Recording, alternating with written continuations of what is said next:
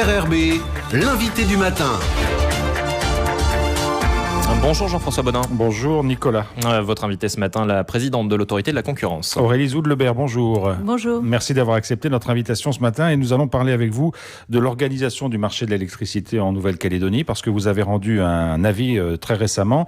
Alors, pour bien comprendre le périmètre de ce travail, vous avez été saisi en fait par la mairie de Nouméa qui doit renouveler sa délégation de service public concernant la distribution d'électricité. C'est bien ça ? Exactement. La mairie de Nouméa avait lancé un premier appel d'offres en janvier 2019 et souhaitait à ce titre que l'autorité de la concurrence lui indique quels étaient les risques auxquels elle serait susceptible d'être confrontée en tant que maître d'ouvrage. Et donc, dans ce cadre-là, on a essayé d'identifier ce que la mairie doit respecter au titre du droit de la concurrence, mais aussi rappeler ce que les entreprises sont obligées de respecter en regard du droit de la concurrence pour ne pas fausser l'appel d'offres, c'est-à-dire en fait ne pas s'entendre et ne pas proposer des prix supérieurs à ce qui résulterait d'une concurrence normale. Et dans cet avis-là plus particulièrement, la mairie de Nouméa nous invitait également à regarder comment fonctionnait le secteur électrique pour savoir si en lui-même, il produisait des risques sur la concurrence.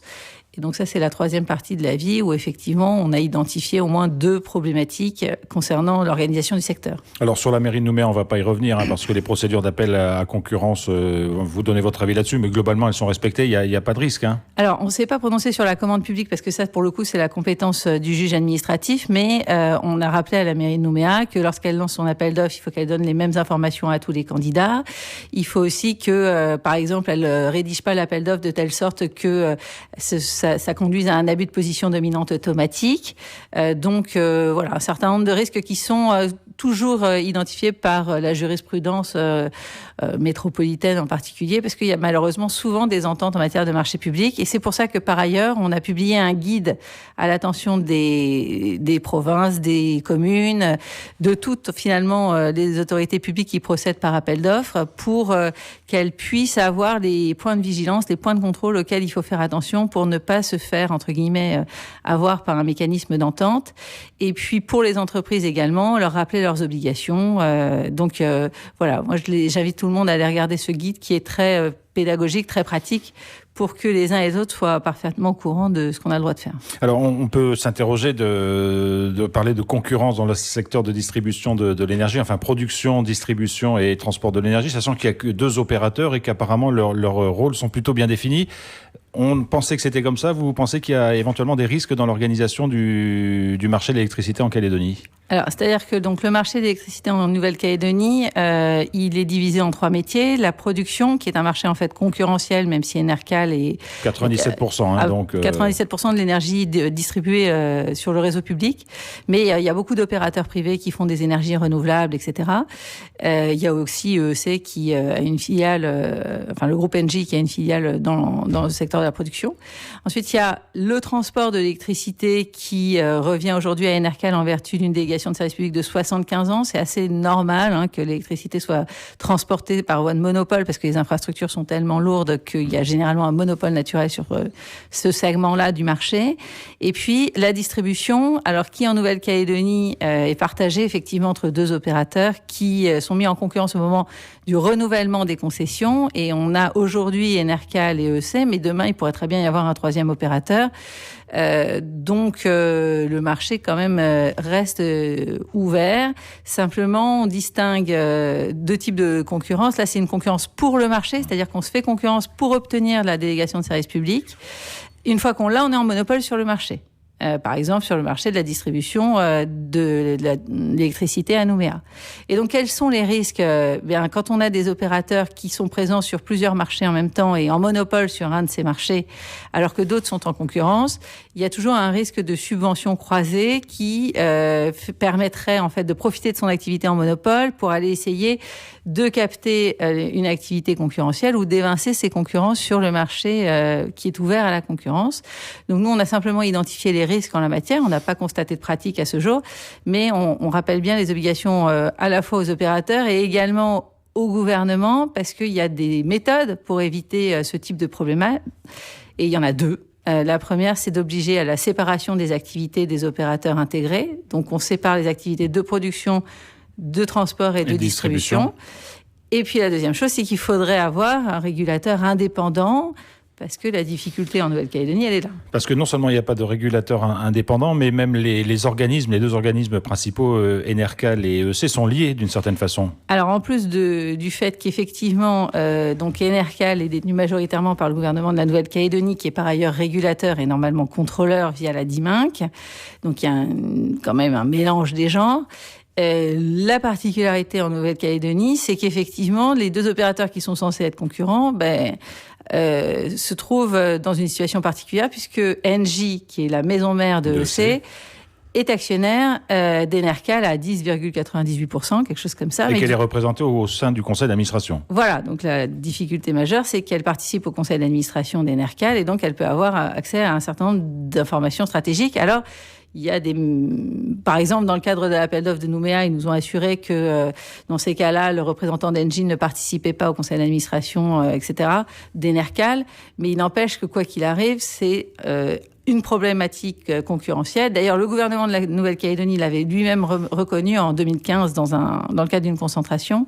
Et il faudrait remédier à ce problème. Alors, comment y remédier ? Il faut que ce soit deux entités qui, juridiquement, soient complètement séparées et autonomes l'une de l'autre ? Alors, pour remédier aux échanges d'informations entre Enercal et EEC du fait du conseil d'administration, il y a deux solutions. Soit Engie ne participe plus au conseil d'administration d'Enercal. On peut prévoir un pacte d'associés dans ce cadre-là, mais ça doit être volontaire de la part des deux entreprises concernées. Sans que ça change la participation de EEC à Enercal, voilà, en volume. Sans que nécessairement ça change sa participation au capital. Ça n'empêche qu'effectivement, la solution la plus simple et sereine, ce serait la séparation structurelle des deux activités, ce qui signifierait que EEC devrait vendre ses parts au sein d'Enercal, soit au gouvernement, soit à d'autres.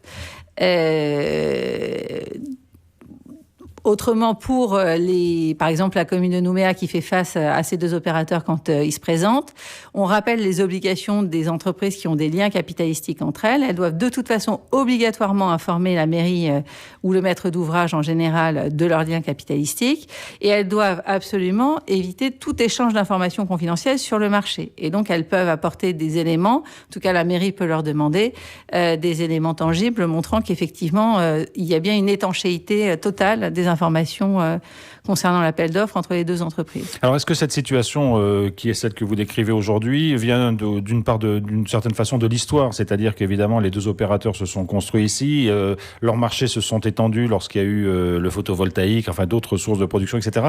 Est-ce que c'est l'histoire qui a fait qu'on est arrivé à cette complexité de fonctionnement et qu'aujourd'hui, il serait temps de la clarifier d'une certaine façon ? Alors, ce qui est certain, c'est qu'effectivement, c'est une situation historique. D'ailleurs, finalement, le EEC était avant même Enercal sur le territoire calédonien. Et puis ensuite, donc la société Enercal a été créée dans les années 50 et puis a donc opéré le transport de l'électricité et puis la production en très grande majorité. Ce qui est ressorti en tout cas de l'instruction qui a été faite au cours de notre avis, c'est que le dispositif qui a été mis en œuvre par la délibération numéro 195 est aujourd'hui en décalage par rapport à la situation du marché concurrentiel en amont, donc sur la production. Et puis, s'agissant de la distribution, c'est quand même assez récent, cette mise en concurrence. Ça résulte d'une décision du tribunal administratif en 2013-2014. Et du coup, effectivement, on voit que les opérateurs, EEC et Enercal, doivent s'adapter à ce nouveau système, alors qu'avant, c'était reconduit éternellement par les communes, sans que jamais personne se pose la question. Et la particularité du marché, c'est qu'il n'y a pas de concurrence ni sur la qualité du produit, puisque l'énergie est un bien homogène, ni sur le prix, puisque les prix sont réglementés.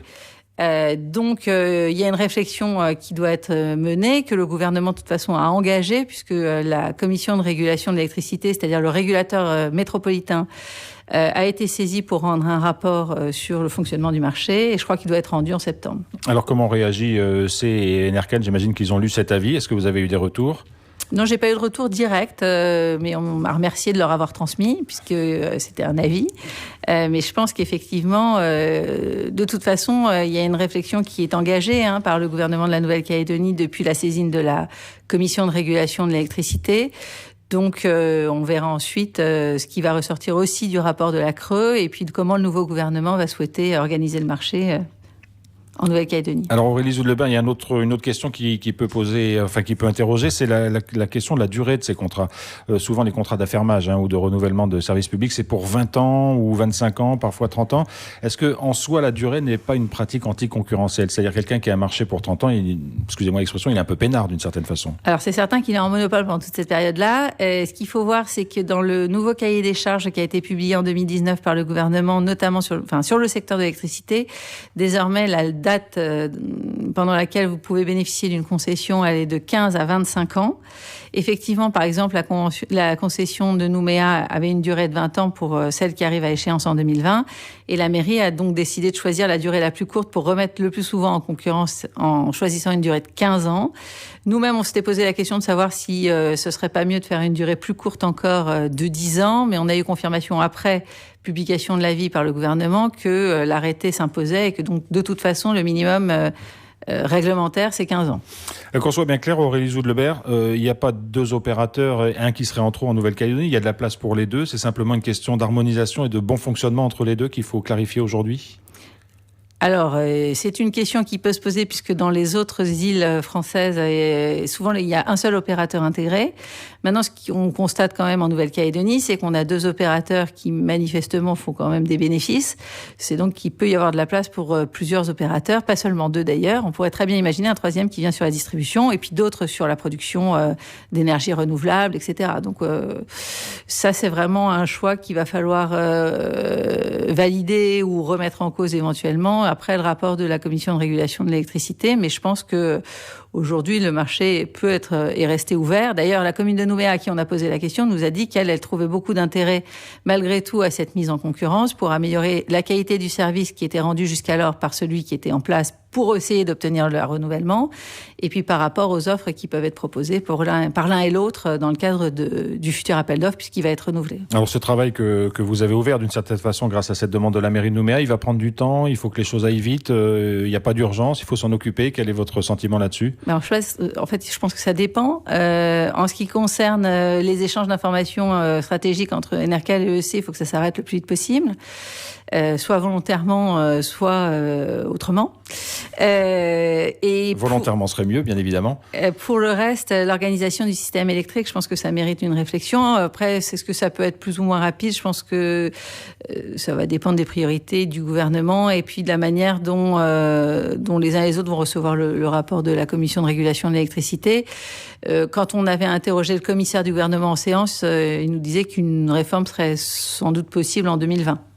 Aurélie Zoudlebert, merci beaucoup. Un dernier petit mot, il y a d'autres avis qui sont en cours de rédaction au niveau de l'autorité de la concurrence? Il y a d'autres avis qui sont en cours d'instruction, mais on s'est plutôt concentré cette année, je vous l'avais déjà dit, sur le contentieux, donc on avance. Et puis on a beaucoup d'opérations de concentration aussi qui sont importantes. Et d'ailleurs, j'ai une séance dans 10 minutes sur l'une d'elles. Eh bien, on va vous libérer pour que vous soyez à l'heure. Merci beaucoup d'avoir été avec nous ce matin.